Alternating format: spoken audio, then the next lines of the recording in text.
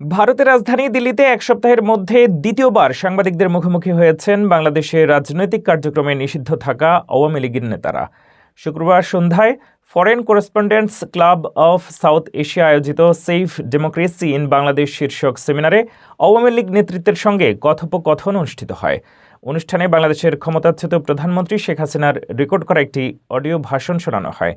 আওয়ামী লীগ ওই সেমিনারে 5 দফা দাবি তুলে ধরেছে, যার মধ্যে জাতিসংঘকে আমন্ত্রণ জানিয়ে বিগত বছরের ঘটনা সম্পর্কে নিরপেক্ষ তদন্ত করার দাবি অন্যতম। এছাড়া আসন্ন জাতীয় সংসদ নির্বাচন, সংখ্যালঘু ও বিরোধী নেতাকর্মী ও সাংবাদিকদের উপর হামলা, মব সন্ত্রাসের সংস্কৃতি ইত্যাদি বিষয়ে আন্তর্জাতিক নজরে আনার চেষ্টা করা হয়েছে। অনুষ্ঠানে প্রাক্তন শিক্ষামন্ত্রী মহিবুল হাসান চৌধুরী নওফেল সশরীরে উপস্থিত ছিলেন এবং প্রাক্তন মন্ত্রী মোহাম্মদ আলী আরাফাত ভার্চুয়ালের মাধ্যমে যুক্ত ছিলেন। 2 সপ্তাহের ব্যবধানে দিল্লিতে অনুষ্ঠিত এই 2 সংবাদ সম্মেলনকে বাংলাদেশের জাতীয় নির্বাচনের প্রাক্কালে গুরুত্বপূর্ণ হিসেবে দেখা হচ্ছে।